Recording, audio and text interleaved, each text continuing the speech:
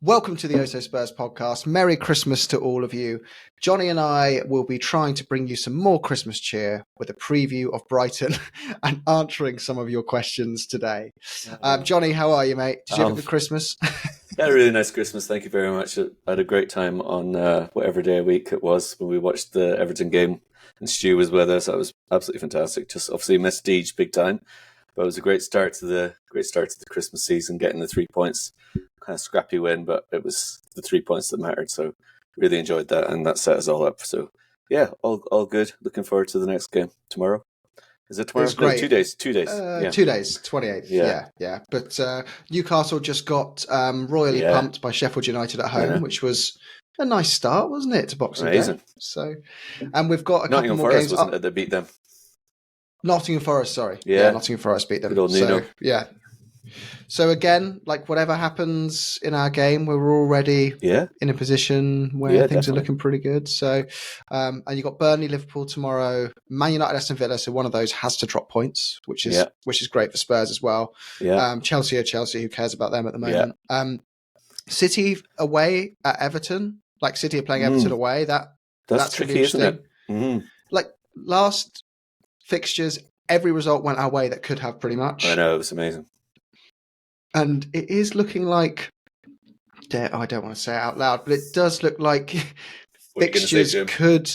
It looks like another weekend where suddenly you could be going, we're kind of really putting ourselves in the mixer here for the kind of could we conversation again, despite 11 players being out injured, with them all coming back mid-January, which would just be... And West Ham play Arsenal, don't they? So, geez. Yes. Yeah. Yeah, it's looking good. All right. I mean, I think it's like we were, as you said in the last pod. We've had games when maybe we were a little bit unlucky. We played really well. We would usually have won, and then probably with the Everton game, it was maybe the other way around. And they're tricky enough. Like Brighton, I know we did well. We got a win there last year when we didn't have a very good team, but and they're definitely not as strong as they were last year. But you sort of still thinking that's still not an easy one, although we are kind of the best away side in the league this year so far. And then you've got Bournemouth at home. Bournemouth have just won again today, like 3-0, very comprehensive. I know it was against a weak opponent, but they've won 6 out of 7. So they're really on fire at the moment, actually. So, it's like you said, it's exciting. There's a lot of potential, especially with players coming back. But I guess it's very much one game at a time kind of thing right now. But there's definitely an opportunity there for sure. Yeah, like you said, Bournemouth are, when you look at our end of year fixtures, Bournemouth are on an incredible set of results at the moment. Yeah. And Brighton are kind of made out to be a team in a bit of turmoil at the moment, struggling with Europe, but they've only lost 1 in 5. They're really not doing that badly still. They're still kind of in that very much the top 8 club. So it's by no means gonna be a walkover. I don't think. And we know how they play. So just looking at the statistics now, actually, they rank as just behind Man City, but ahead of Arsenal in terms of passes per sequence. So you can expect like a lot of fluid football playing out the back, similar to how we do. So we've got to hope our high press counters that. Otherwise, it could be a really tough afternoon for us. But, especially, we've got Udogie back, don't we? Yes. Rumours Maddison might be on the bench. Best case scenario, on the bench, seriously.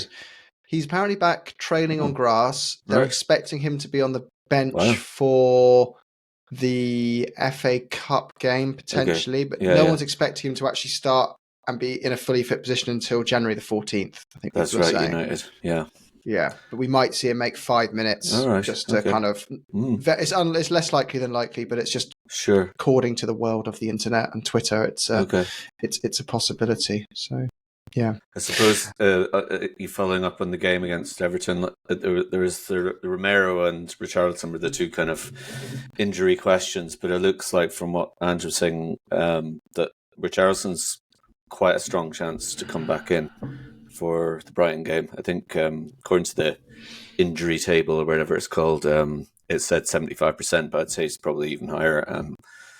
And Kuti, I think, is a 50-50. So, I don't know, if he did look a little bit more of a worry with and I suppose you also think about the fact that we're playing on the 28th and then we're playing on the 31st again. It's sort of can we risk starting him? I don't know. I mean, if he's not starting, then who comes in and plays? Is Dyer going to go in there and start against Brighton? That's a little bit of a concern. But that's kind of where we're at. It's the exact comments for Ange were for Richarlison. He's kind of had a sore back in training. He wasn't 100%, but he was keen to start. I don't think it's anything serious. So, like you say, 75% chance of playing. And then Romero he felt tiredness in his hamstring just before half time, so we took him off. Okay. And Wigsy in the group, who's actually got some qualifications in the areas of physiotherapy, was kind of explaining to us that that's just completely normal. If it's tightness in the hamstring, a bit of tightness, you just reduce the workload right down, and after 3 or 4 days they can come back. Yeah. But to play him on and risk a pull would have been stupid. Yeah. So hopefully it's just a bit of precaution, and he's going to be okay. Yeah. But yeah, we've also got some questions to read out in preparation for this game. So should we crack on with them for the moment? Okay, so we'll start with Rick. Do you think that this season Aston Villa has been doing what some of us thought Brighton would be doing? De Zerbi seems to pick quality. Well, De Zerbi, innovative manager. Would be interesting to see yours and your guest views on why Brighton aren't performing as expected this year. Is it Europe? Is it the transfers out? And what it means for us playing away there with Udogie back, essentially, do you think we can still get something?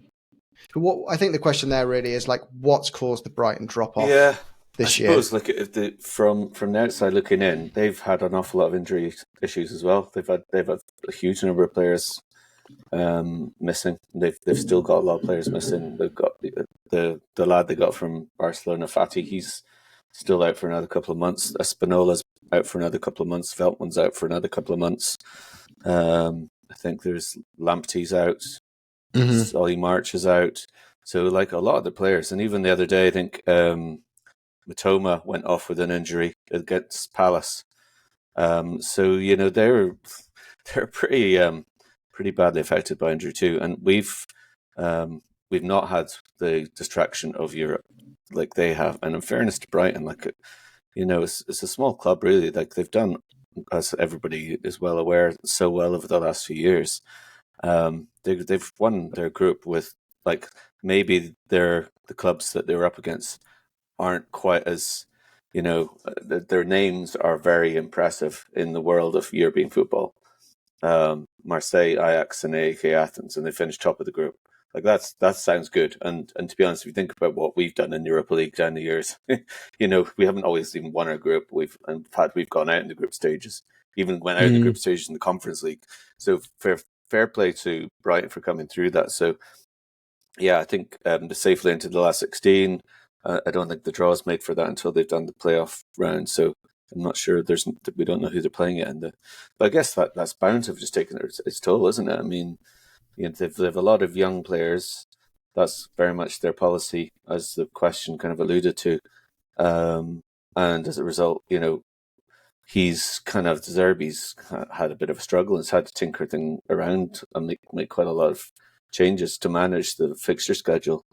And even coming from the Dublin point of view, we have Evan Ferguson is Ireland's kind of great hope when it comes to international football, because there's literally nobody else, but he is an absolute quality player. I mean, he's had a few kind of cameo appearances in the Premier League where he just looks like he's sort of destined for a very, very big club for a very big fee. He would be a player I would be very happy to have at Spurs, but I don't know if Tottenham could afford him, or would they pay the money for him when other clubs, the way the other clubs splash money around. But he's not necessarily starting every game at all. But they've got quite a few players like that who are sort of young lads they've big futures potentially, but they've not, they're not quite ready. And I think De Zerbi sort of made he referred to that the other day as well, just saying he's got to accept the club's transfer policy and realise that these players are going to make mistakes, and we've got to allow them to do that, which is kind of what Ange has done as well. But I guess when Brighton have been so successful for the last couple of years, people have a higher expectation, and when they've had the bad luck with the injuries and the extra fixture load, it's not a surprise that they've kind of been struggling to maintain what they've done, previously. I think we always, being a Big Six club, in terms of financial pay, we always have that advantage over those kind of clubs that we've built and earned over time, which is, whereas, Destiny Udogie is very much someone you could see Brighton picking up, for a steal, or Vicario even. Yeah. But they can't afford just to go, here's 40 million for Van der Ven, and here's 40 million for James Maddison, and here's 60 million for Richarlison. And that is where we're able to build a bit more of a buffer against those clubs. But I do think if we were in Europe this year, I think we'd be struggling a fair bit. Those injuries would be even worse, wouldn't they? So it's the wrong time for us to be. But I think you've answered the question well there. It is just a mixture of all things, isn't it? It's they did spend a fair bit of money on João Pedro in the summer. I think he was over €30 million, and he seems to have been done a good job. I've not watched a massive amount of Brighton, but they have got.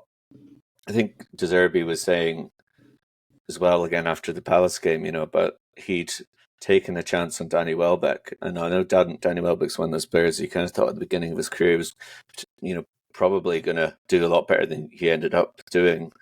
But at Brighton, he's been a lot better than he was really at either Arsenal or at Manchester United, and he was out for a couple of months with a hamstring injury, and it was just sort of coming back, and he was brought on for the last 45 minutes by De Zerbi, because he just feels like he needs to bring in that presence, that experience, and they've got obviously enough, and he was rewarded with he got through unscathed, and he scored the equaliser in that game.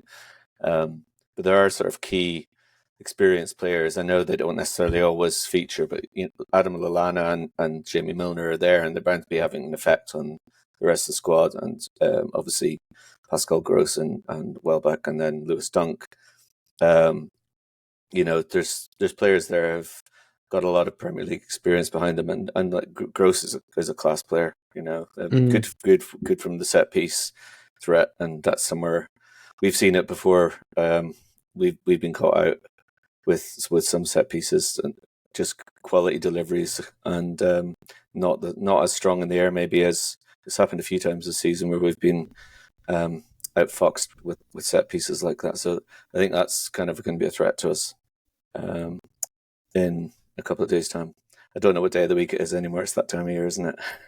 It is, yeah. Although weirdly, on set pieces, we have the 5th best XG in the league. And the reason that's interesting is because when you look at the teams at the top of that table, it's who you'd expect, right? It's very much the teams that play a very low block and try and grind out a win. It's Burnley, Luton, West Ham, and Sheffield United above us. And then it's Spurs, who kind of look like a massive anomaly in there. Yeah. Because then you've got to go right the way down the table until you start, the worst two teams are Man City and Arsenal. It doesn't really surprise you. Arsenal are a small technical team. They're not designed to be winning games of corners. But they've actually done all right in set pieces, haven't they, the Goons? I think so. I recall them have done pretty well off set pieces. A lot of goals through free play. Yeah. But I'm pretty sure I read they'd actually scored quite a few goals from set pieces as well. No, it's expected goals against. Sorry, so I've massively misread that. So we're actually really bad at defending set pieces. That makes more sense. So that makes much more sense. And Arsenal are really good at defending set pieces. Right. So that what I meant to read there was set XP for goals for Everton have the best in the league. We are very much mid-table in that respect. It will be interesting. But Brighton are very much similar to us, which is one place apart in that table. Okay. So interesting. Next question we had was from David Moore, who said, "This podcast is the microism of Spurs' latest efforts. 3 men down on a Christmas Eve, and you still managed to get an episode out. Well done, nice effort." Okay, that was impressive. I'm sorry I missed it. And thanks, David. CHY Carr says, Merry Christmas, guys. What result? Some fans called Johnson a coward. Without his contribution, we would have lost the game. The young man is recovering from a nasty head wound. He was brave going into any sort of challenge. I have to agree with you there. Oh, and then we've got Vaz, the Spurs guy. Gents, assuming we get a centre-back in, what are your thoughts on Solanke? Outperforming in a lower-end team, clinical, and still at decent age at 26. Would you take him? I mean, he's obviously got a hat-trick the other day. I think it was his first Premier League hat-trick, but he's looking quality right now. I'd say he'd be coming at a fair premium. But he's whether it was in the Premier League and in the Championship, he's been pretty consistent scorer. So I was looking at his figures before the game and before the pod, and he's pretty reliable. He's not somebody who would have really been massively on my radar, but realistically, we were kind of talking before about who we would bring in, and there's obviously all the Tony chat, but I'd be surprised if Chelsea or Arsenal, either one of those doesn't get him, I guess. And the fact that he's an Arsenal supporter probably makes it maybe a bit less likely that he'd come to Tottenham, even if we were willing to spend the money that it's going to require. So Solanke's not a bad alternative, but I guess they're going to be looking for big money, especially when they're on the sort of form they're in. They wouldn't go down very well, I would imagine, with their supporters. But, you got to think that a player like that, a club like that, would look to the opportunity of going to a side like Spurs and especially with the kind of football we play, and think this is an area or a club where I could really, especially like the questioner said, that he's really just coming into the prime of his career. So I think that's not a bad shout at all. And we I guess we still have serious concerns about, is Richarlison. It's great the way Richarlison's picking up the goals at the moment, but when we spent that amount of money on him, we've not got the return on that investment. And with Son going away, where are the goals going to come from? Yes, Maddison comes back, so Maddison hopefully will contribute. Hopefully Richie can maintain the form, but you want to have a bit more depth in the forward line. We've kind of got a bit, maybe more options and players that are effective from a wide position. Once Solomon comes back as well, but even there, we don't exactly have a dearth of options. So I don't know. I think signing a striker would be good, but I think I know you were talking the other day about players who have a bit more of a little bit more of a range to their game and they can play across the front line. I'm not sure really if Solanke's just an out and out forward, straight centre forward. I think he is, but so maybe that would count against him. Yeah. Yeah, I mean, he's got 65 goals in 180 games, and obviously a number of them weren't even in they're in the Championship, obviously. So true, you got to take it a little bit with a pinch of salt. And then I'm just thinking how many Richarlison has, and I'll look that up in the background. But also his contract doesn't run out to 2027, so he's going to cost an absolute fortune because he's homegrown as well. Exactly. On top of all those things, he's a Chelsea fan. Oh, so, of course, he started his career there, didn't he? Yeah. I just think it's one of those transfers that you see the club, it's like, okay, go back even 5 years, and I reckon Spurs could chuck 20 million quid at Bournemouth and basically get any of their players for that money. Nowadays, clubs like Bournemouth look at clubs like Spurs and go, nah, I know I can get 50, 60 million quid out of you if I dig my heels in. And I know we'll look back and go, we're not paying that. And you just see this saga. So I think in answer to the question, Vaz, is my opinion, it's like, would he be good? Would he be useful? Yeah. Yes. Will we get him? I highly doubt it, just because he'll be such a premium price for a player of his quality, even though he would be useful to have. The next question we had was CHYPK. I'm probably pronouncing that all wrong, but it's a miracle. I don't know how you pronounce that, in fairness. We're top 4 at Christmas and an injury-stricken, red card depleted team. Our wonderful Wizard of Oz is working his magic. Could this be the year we actually win the league? I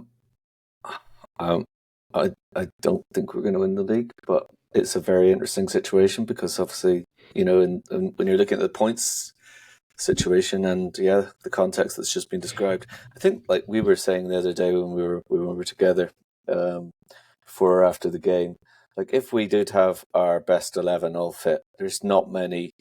I wouldn't really be fearing anyone. I'd be going into any game thinking, right, we've definitely got the possibility of winning this game, whether it's home or away against any opponent. I genuinely think that's a fair comment. I mean, we've gone to Etihad this season with like a ridiculous centre back line, and we've come away with a point. We've beaten Liverpool, the only team to have beaten Liverpool in the league this year. Obviously, I mean, United are kind of out of the picture really, but gone to the Emirates and got a point as well. So, I mean, those are the teams that everyone's talking about as being highly likely title winners. But they're not really that much superior to us. I suppose we're starting out on a journey with the Wizard of Oz, and he's just establishing his system with a whole kind of new palette of colors and the players that are available to him. So I think realistically, it's not as much of a joke to outside supporters to put Tottenham in the conversation for the league next season. I think most people would still laugh at us if we were having a conversation out loud about potentially winning the league. I don't think it's a joke to ask that question. I think it's totally legitimate because we've seen what we do every week and we've seen how capable we are and how impressive we are. But I just think that it's a bit too much of a stretch, to be honest. Although we will have the huge advantage of not having European football and having more time between games. So, I'd be really hopeful we'd get top four. I'd be really disappointed at this stage if we didn't get top four, which is a bit mad because none of us really saw that at the beginning of the year. So I think you got to kind of be happy enough for that. If we won the league, though, geez. What do you think yourself, mate? I'm slightly more optimistic than you. I kind of look at this like, okay, if you had Man City in our situation with injuries now, if you went, right, City, you are going to go 3 months at the start of the season without John Stones and Ruben Diaz and also who else? Their second string left back as well. Who is that? Is that Go? Who is their second backup left back actually? Let's just say Ake out as well. Yeah, okay. So you've got 3 defenders out who are pretty pivotal. And then you say on top of that, we're going to take out Doku. We're going to take out De Bruyne. We're going to take out Grealish. And we're going to take out Rodri all at the same time for 3 months. And then you say on top of that, we're going to take out, a lot of those bench players. We're going to take out Phillips. We're going to take out, I don't know, another defense player, because there's 11 players out for us, right? And they're not just meaningless second string players we're missing. We are missing 5 of our key starters, and then not just sub players, but the bench players to those key players. That's what makes it so painful. It's like you're on your third string, choice of player for the whole series. So if you said that to any team, Arsenal, Man City, I think if they were still in fourth, people would be going, Jesus, when these guys come back, like whoever's ahead of them's got a real fight to stay ahead, because they could go on a 10-game winning streak when those players come back in mid-January. And I don't see why not that, even if we lose to Brighton and if we lose to Bournemouth, we will still be within 10 points of the title. Coming back from that winter break, fine, 1 or 2 players are going to miss 2 games with the African Cup of Nations and the Asian Cup, but we're going to have Maddison back, Bentancur back, Van der Ven back. We're going to probably sign 2 players quite early in January. Like, I could see us going on a 5-6 game winning streak in that second half of the season and finding ourselves back in that race, going into April and playing Arsenal and being within 6 points of them. If you beat Arsenal at home, you're within 3 points with 3 games to go. It's almost my fear that we'd be in that situation, because I think I'd have a heart attack.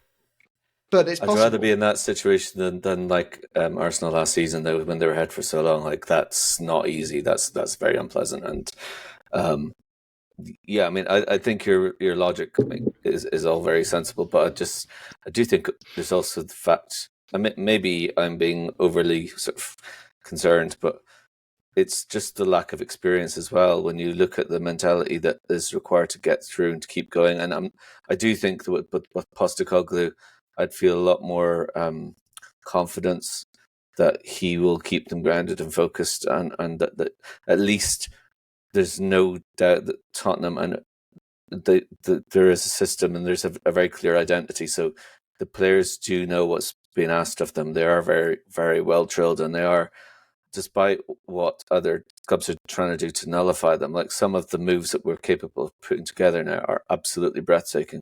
And against Everton, and it seems to be a pattern now that we're starting every game for first 20 minutes, half an hour, literally playing like the best football I've ever seen live.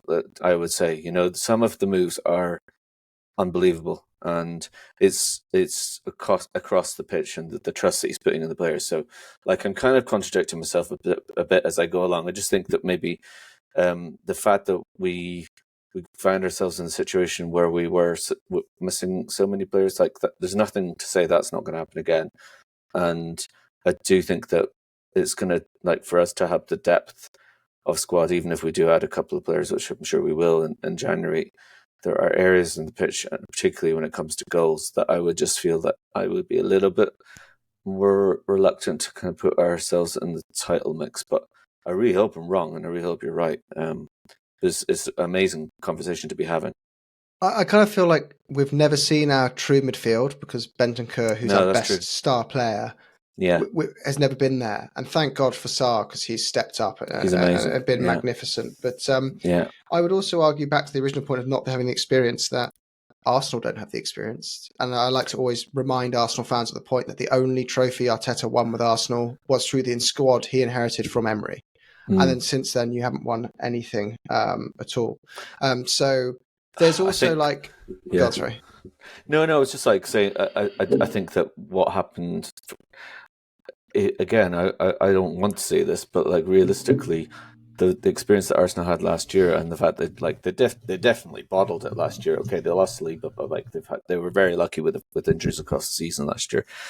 They undoubtedly bottled the league last year, but that is, it seems to be, I don't think, it's not like they've been brilliant, but they've been doing the old Man United thing of getting across with lots of scrappy wins. Liverpool have been kind of similar too. Like, they've not been very convincing, but they've been picking up these one goal sort of victories along the way. So I don't think that, I think that Arsenal's experience of last year is more likely to meaning that they're less likely to do that again this season. Well, Declan Rice is worth 9 points to them, I'd even argue this, if not more. Like, exactly. If he wasn't in that team, I think you'd be going, oh, they're going to bottle it again, they've got no chance, they don't have the steal. But he is the difference between them staying in that conversation now. But I would say as well, like, I know we say again, do we have enough? I look at Arteta and Arsenal, I do think, look, right, if you gave Ange 4 years and £700 million, which is the equivalent Arteta's had, you'd be saying, Ange, I'd be disappointed, and my expectations would have not been met if Ange hadn't won the title. And that's because I think Ange is a superior manager. Whereas if we had someone of Arteta's level, I'd be going, they're young, give them time, they need plenty, they don't have the experience. But that's what annoys me about I always hear the argument that's like, oh, but he won titles at Brisbane Roar, and the A-League and SPL aren't the same thing. It's like, okay, anyone could win there. That's such a stupid argument, because it's like, okay, you think Arteta could win those divisions, do you? Yeah, I do. Okay, well, give Ange the £700 million and see how he gets in the Premier League. And I bet you he'd do better than Arteta would. And that's why I think I'd say, like, I genuinely think the next season, I know every year, if you don't strengthen, then you're going to find yourself in a very tough position. And over the years, because of the money that's in the league, there aren't any teams really that can't play football anymore, even if they play in a way that's generally negative or trying to counteract the positive attributes of their opponents. Like, there are really, the whole league is very, very strong now. But I think that with the experience of this season, with Ange being given, 3 windows before next season, that I would think that we would be much more genuine in that whole narrative for the title. It's always misleading when you look at the table because 12 points sounds like tons, but it's not actually many points when you break it down as 4 wins or because football you're looking at these numbers that sound really big, and when you look at it and the way we all play fixtures in different orders, so a certain team has 3 tough away games, those 12 points suddenly are much smaller. That's true. Yeah. So I do think we're going to hit. I think we're going to be like 10, 12 points off by the time we get to February. And I don't want to be negative, but we've got African Cup of Nations, the Asia Cup, which impacts us more than most, and all these injuries. But then 1st of Feb, because a lot of these players are going to come back mid-January, but they'll take 2 weeks to find form and start games.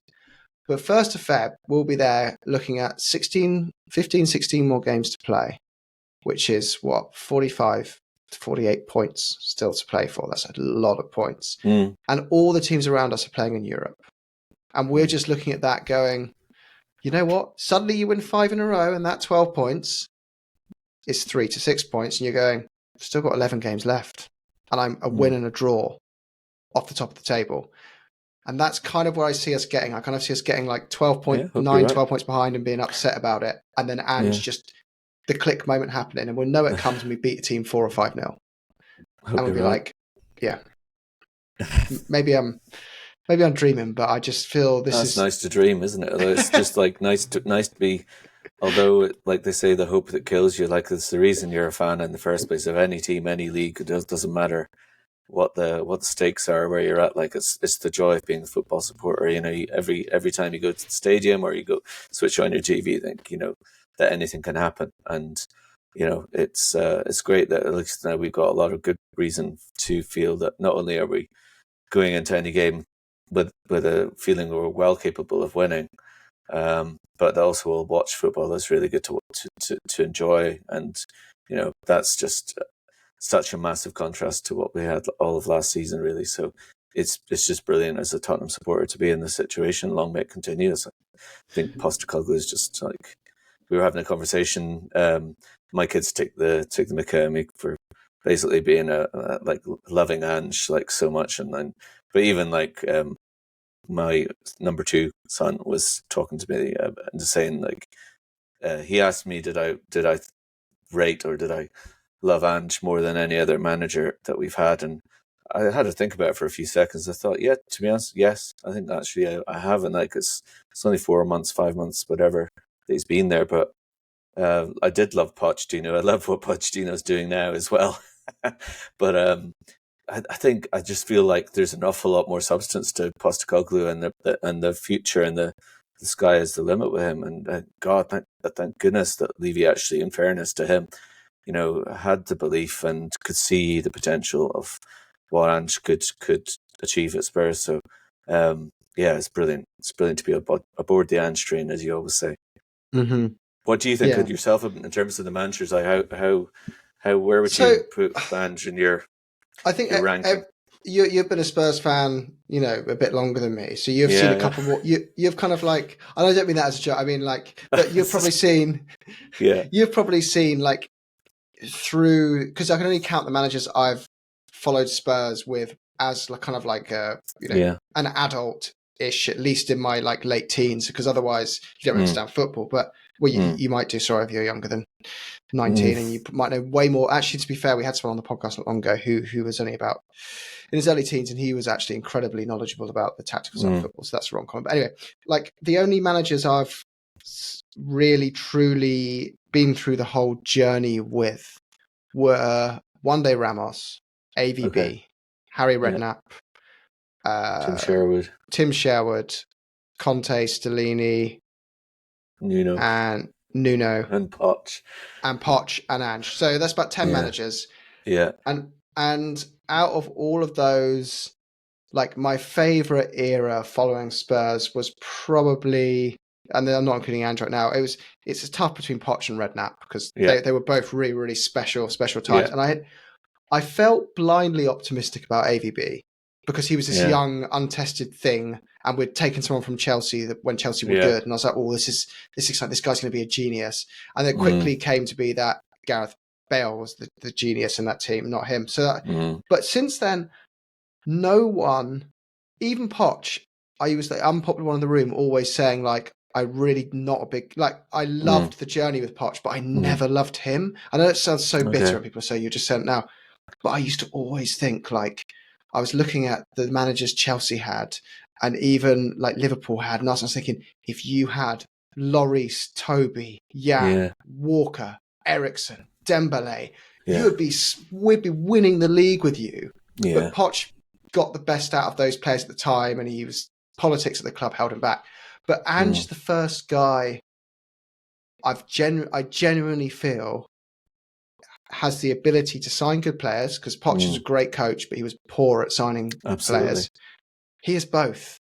Yeah. And he's also got the one thing we wanted him the most for, which was that ability to overhaul the culture of a club through a big personality and protect the players and the subordinates below him from, some of the issues we have. We're not going to get into that now around elsewhere in the club where we don't have strong, football knowledge. I just feel he's finally the guy that is going to do it. I didn't think it's like, the thing is, if with him, I feel like it's when. I've never had that before with manager. I always just think, please, maybe, just please. Whereas this, I feel like it's coming. It's just going to be this year, next year, or the year after.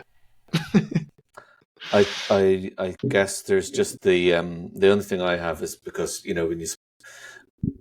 when I'm thinking back on managers, like there's in the era when I started as a Spurs fan, it was like Keith Birkinshaw was the manager. But I mean, I was one of the kids that you were thinking about when it came to not really having a whole lot of a clue, just like enjoying watching the games and hope and good results. And we had the UEFA Cup, we had a couple of FA Cups, and then David Pleat came on, and there was like some amazing teams in the 80s. And I didn't have the privilege of getting to games or anything like that. I lived up in the north of Scotland, and we just enjoyed what I could see on TV and stuff. But like, we had incredible players, but even in those incredible players, we still had seasons when you should have been winning things and didn't win things. And really, the experience I had as a fan in my kind of childhood, when we did lift trophies, like that seems like a long, long time ago, really now. And that's the only thing that makes me. I'm scared of like believing it too much. But I do think that, like as you said, and it's not as if you're just, born yesterday either. Like, you've seen and experienced a lot as a fan, and you've been involved as a player, as a fan in the flesh at a lot more games than I have. Some great moments when you kind of think that things were going to go somewhere and they just didn't quite get over the line. I do think that Ange is much more equipped and is much more likely to do it. And I do think he will too. I do believe that we will win something with him. And I do believe that for the first time, we've got a really good chance of winning the league. Because I'm not really scared by the other teams. I thought, like, in the Rednet days, it was like, Spurs are in the top 2 or the top 3 kind of at Christmas time or something. You think, this is ridiculous. And you kind of know it's going to go pear-shaped. And in fairness to Harry, kind of kept us up there throughout the season. Thought, this is amazing. Like, Spurs are actually kind of living with the big boys. So now I think, like, Tottenham, over the last number of years, we have qualified the Champions League more often than not over the last decade, and we are as a result, our expectations are that we are in that sort of conversation every year. But I think there's no reason why now, with the way things are, with the managers we have, and I think you said crucially, as well as his philosophy of football, but his ability to spot talent and know the players that he wants to fit in, not just from the technical point of view, but also from the whole the personality side of things, and what the kind of players that he wants, where I think we've been massively screwed over in the last 5-10 years. I think that could make all the difference, and I'm really excited. I really think that you're right. I just think maybe this year is a year too soon, but who knows? It's not ridiculous, and I really hope you're right that we're still there, kind of come the business end.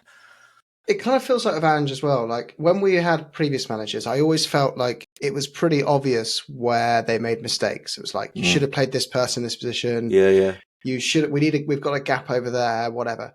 But Ange is kind of like, when we discuss how he lines a team up, it's more in the echelons of like where Pep and Klopp Like Yeah. it's like Pep, Klopp, and Ange are doing this, and everyone else is doing that. And Arteta, sorry. So like those four managers are doing this, and everyone else is doing that. And suddenly it's like you have to almost watch the game to figure out why he started players in certain positions, because he's one step ahead of the fan base, that's true. which is what you expect a top coach to be. Whereas in the past, we're kind of like, under good old Harry and stuff, it was always just like, it's a bog standard formation, a well-known thing that works. Even Poch was modern for us at the time, but it was still like, I'm using wing backs, and that was kind of like, that's pretty innovative. I like that. And three at the back, wow, occasionally that's smart. But Ange, it's kind of like, when we came in with inverted fullbacks and just, I just watch it and I think, you, Pep and Arteta and Klopp, you're just in a different league to all the other managers. And we're finally in that conversation, in that mix of truly, truly elite tactical manager is there. Plus, he probably is the most charismatic of the lot. So it just It's weird because he's got this. When you hear the players who played under him, not just Spurs, but Celtic and Japan and Australia, that there's clearly an incredible level of respect. There's a recognition that they're learning. Vastly experienced players, Sonny being our obvious example, who are learning hugely from him, really loving working under him. And then at the same time, you also understand that when it comes to the training ground, he's not taking the lead in terms of, giving the directions. And in the press conferences, it's like he's really clever in the way he speaks, but he's not like a Harry Redknapp kind of character or anything like that. He's like, there's a kind of understated side to him, but he's a very big personality in terms of his presence, his kind of persona, and just I think he just really sort of commands your attention. So he's a really unique person. He's incredibly intelligent, I believe, and just the confidence that he has, the belief he has in his way of working. He's learned an awful lot. Like I'm reading the book about him at the moment, which is really interesting, and just like his journey where he's obviously acknowledged and learned from an awful lot of errors and mistakes like what all of us do in our jobs over the years. But he's kind of struck this way of approaching the game, which I suppose, famously his father is a massive part to play in how he wants to shape football and how he wants to present his teams and prepare his teams. And it's like, is brilliant, like because it is such a pure way of playing, and it is, like you said, it is very unique. Really, it is I love the fact that we've got players who are getting themselves in positions, like even against Everton, like you've got Emerson Royale in a couple of opportunities when he could be pulling the trigger for shots on the edge of the box. It's like, it's not as if that we've lost our shape as a result. And the players are all being encouraged and given belief, and I just think he's having this impact on the players and on the supporters without being kind of a big ego sort of led character. He just seems like a really decent guy, and it's funny. He's like, when he's being interviewed, he looks down at the ground a lot. I've noticed that it's like he's almost like, he's a bit sketchy or something, but he's clearly not. It's like he's just really kind of, I don't know, seems really kind of humble and just very determined and focused on what he's doing, and incredibly focused in what he's aiming to achieve and believes in what he's doing. It's almost like a bomb could go off to his left and he just wouldn't. Yeah, exactly. It's just like, I'm focused, not till I've finished this match. Yes. I'll deal with that afterwards. Like I'm focused on getting that result. Yeah. Just before we wrap up as well, there's news coming out today that and it's been circling for a while, that we've been interested in a wide forward called Rooney Bargy. He plays for. No, it's true. Brother of Onion. Rooney. Brother of Onion and nephew of Wayne. Yeah, like you're right there. Rooney, how do you spell Rooney? Yeah, Roony. Oh, no nice. E. Rooney Bargy. Rooney.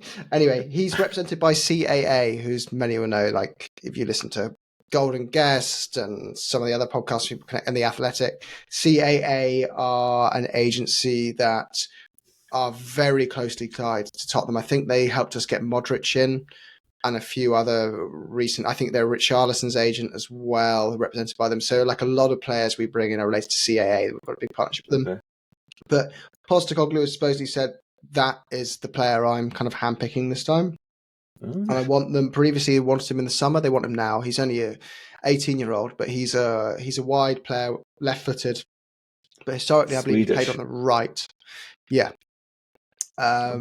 So yeah, no, I think that's another one that's interesting that we're looking for a versatile forward player, and I think he's maybe that as well. I imagine Ange is thinking if you get a solid option on that right wing, Kulu becomes a really nice option to play in that midfield when you need to as well. So you can have a young player who's Kulu's understudy, but also when you have that injury in midfield, you just move Kulu into the middle and bring this young player out onto the right wing, and you also had some goals in there. So but we better wrap up there. Oh, God, sorry. Yeah. No, that's interesting. I guess you look at it, we were talking much earlier about Brighton and their policy of bringing in young lads, and we've done incredibly well with Adogi. Has been the most obvious one, and Sarr as well, who've come in and really established themselves.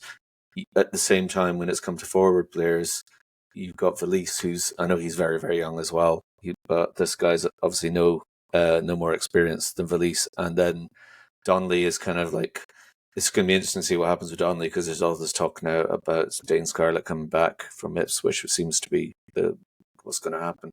So to have another player coming in who is very young, like, again, the bottom line is trust Ange. It's like he brings on Dyer the other day, and he takes off Romero, and Charlton comes off. There's always a reason, and Ange knows a hell of a lot more than obviously we do. And whoever he brings in, it sounds like he's going to have to approve anybody that comes in. So we just have to believe that there's a good reason for that, and we're certainly seeing. Yeah, I know it wasn't Ange that signed Sarr, but